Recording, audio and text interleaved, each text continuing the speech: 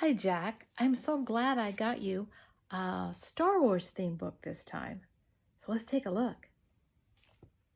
The cover of your book's got all your main characters. There's Princess Leia, there's Luke Skywalker, Han Solo, Chewie, and the droids. And let's open it up past that till we start right here. Okay, now you should be on this page. It starts out a long time ago in a galaxy far, far away. A galaxy is a land or a place that's way up in outer space. A terrible war was happening between the good guys, the Rebel Alliance, and the bad, evil Galactic Empire. Princess Leia and her friends were fighting the bad guys. They had gone on to the Death Star and stolen plans that the bad, evil empire was going to use to vaporize planets. That means like to blow them up. But just as Princess Leia and her rebel friends were trying to escape, an Imperial Death Star destroyer captured them. Okay, now let's turn the page. And now you're on the page that shows Princess Leia talking to R2-D2. She's giving him a special message to get out to the good guys to come and save her.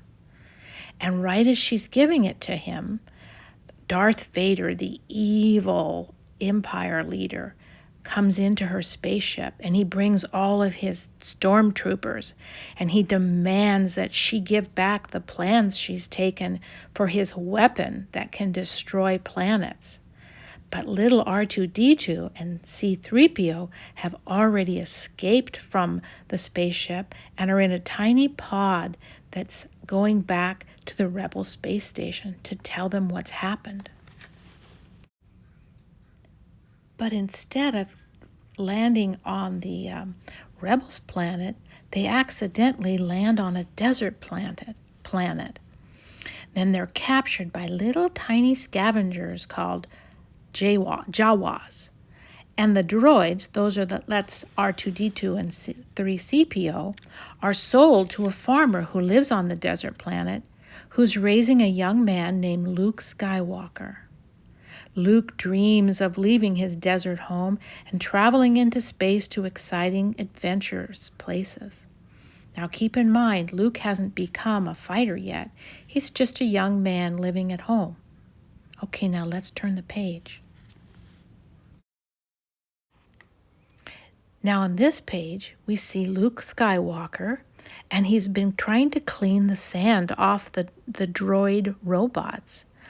And he accidentally hits a button, and the message that Princess Leia has given to the droid appears like a little film. And she says, "Help me, Obi-Wan Kenobi, you're my only hope." Now Luke knows that there's someone named Ben Kenobi, a very old man that lives at the edge of the desert. Now that night, R2-D2 runs away to deliver his message. And in the morning, Luke wakes up and C-3PO and he race off in their land speeder to see if they can find R2-D2. When they finally reach the little droid, there's very mean sand people that attack them. Luckily, a mysteriously cloaked man comes to their rescue.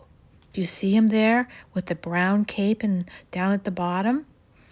It's Ben Kenobi, Obi-Wan Kenobi. Let's turn the page. Now we see Obi-Wan and Luke together. Obi-Wan has taken Luke back to his hut at the edge of the desert. And he listens now to R2-D2's message that Princess Leia had given to R2-D2. The full message asks Obi-Wan to come and help her friends, the rebels, to fight against the evil Empire and the mean Darth Vader. Luke is amazed to learn that old Ben is actually Obi-Wan Kenobi, the great Jedi Knight soldier warrior. He's skilled in the magical ways of the Force. The Force is something you can't see, but it's an energy field that gives Jedi Knights their special power. And it binds all the galaxy together, Obi-Wan explains. Obi-Wan then tells Luke that Luke's father was once a Jedi Knight. Luke hadn't known that, and that Darth Vader had destroyed his father. Darth Vader had been a student of Obi-Wan Kenobi's when he was young, until Darth Vader turned to the dark, evil side of the Force. Now we see Obi-Wan giving Luke a lightsaber and teaching him how to use it. It's a gift, he says, and it's a very powerful laser sword. I want to learn the ways of the Force and become a Jedi just like my father, Luke says. All right, let's turn the page. On this page, we see that Luke and Obi-Wan and the two droids have gone to a spaceport to find a spaceship that will be fast enough to take them to Alderaan. It's like a bar where there's lots of aliens that are having drinks and talking and playing music, but it's a very strange and dangerous place because of the aliens. Obi-Wan hires Han Solo, who actually owns a spaceship called the Millennium Falcon. Han Solo has a friend who's a Wookiee. He's also a co-pilot because he knows how to fly the plane too. His name is Chewbacca. Their ship is fast enough to outrun the Imperial Star Destroyer, and it will be a dangerous trip, but Han Solo says he will be the pilot for them because he needs the money to pay off a debt he owes to Jabba the Hutt, who's a very mean and powerful crime lord. Let's turn the page. Now on this page, we see Luke and his friends, Han Solo, Obi-Wan, and Chewie are all aboard the Millennium Falcon, and they blast off because the bad guys, the TIE fighters, are chasing them. But Hans is a good pilot, and he quickly engages the ship's special speed. It's called hyperdrive, and it makes the ship go faster than the speed of light. Soon the heroes are racing across the galaxy on their way to Alderaan. But when they get to where it should be, there's nothing there. The planet has been destroyed, blown into pieces by the Death Star. Suddenly, the Millennium Falcon is being pulled towards the giant space planet that the bad guys live on. You can see it's big and round.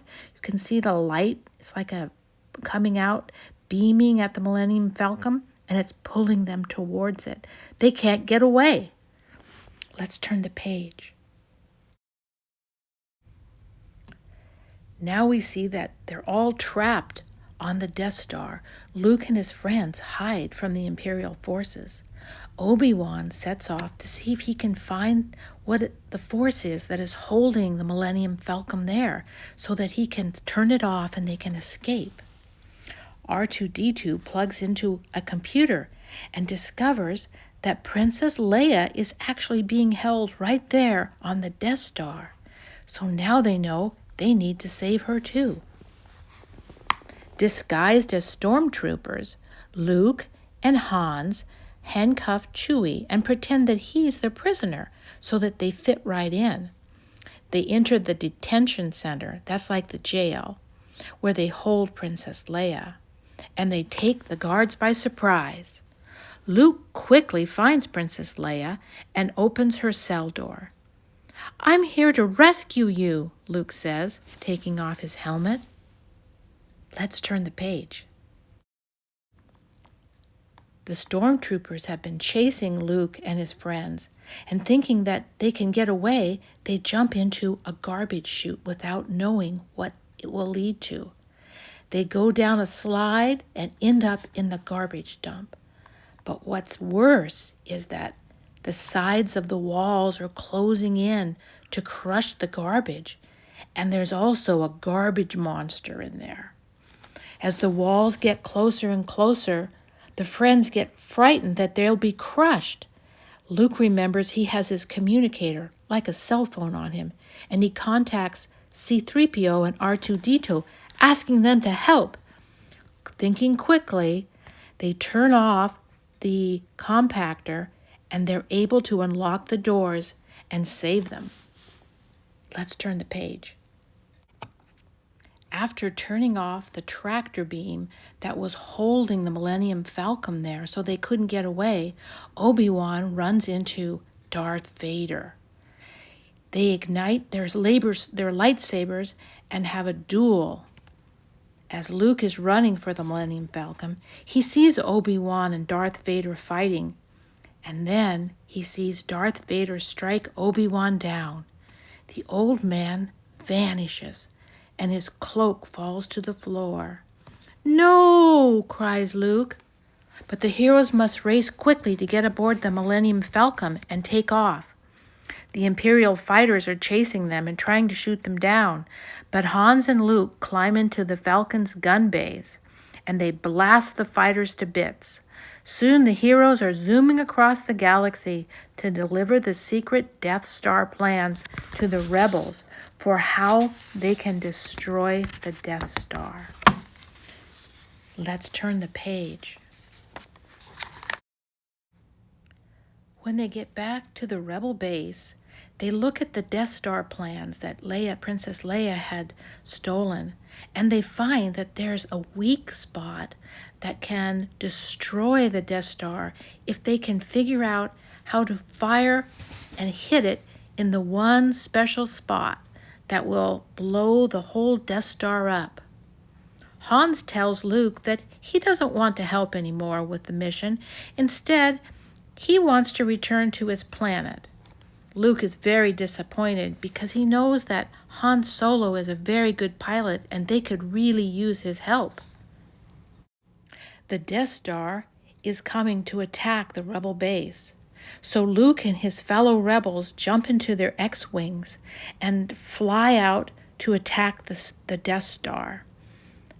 The evil TIE fighters are firing at them, but the rebel pilots fight bravely.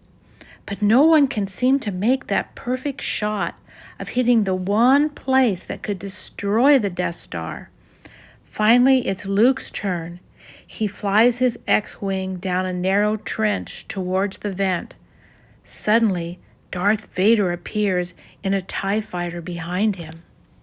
Let's turn the page. Darth Vader is about to destroy Luke's X-Wing when suddenly, kaboom! Darth Vader's TIE fighter has been blasted. It's the Millennium Falcon, and Han Solo has come to rescue them. "You're all clear, kid," shouts Hans. "Now let's blow this thing and go home." As Darth Vader's damaged fighter spirals into space, Luke hears a voice in his head. It's Obi-Wan. He hears the sound, "Use the Force." Luke turns off his targeting computer on his X-Wing, and he closes his eyes, and he fires. It's the perfect shot, and the Death Star explodes. Now let's turn the page to the very last page. Luke Skywalker and his friends are heroes. Princess Leia gives them medals, and the rebels all cheer. Their fight with Darth Vader and the evil Empire is far from over, but they know that the magical Force will be with them forever. The end. Hi, Jack. I hope you enjoyed listening as much as I enjoyed reading Star Wars to you. There's 5 more books, so you can have Mom and Dad read those to you when you have time or when they have time. I miss you, Jack. I love you, and I can't wait to meet Brooks. See you soon. Bye-bye.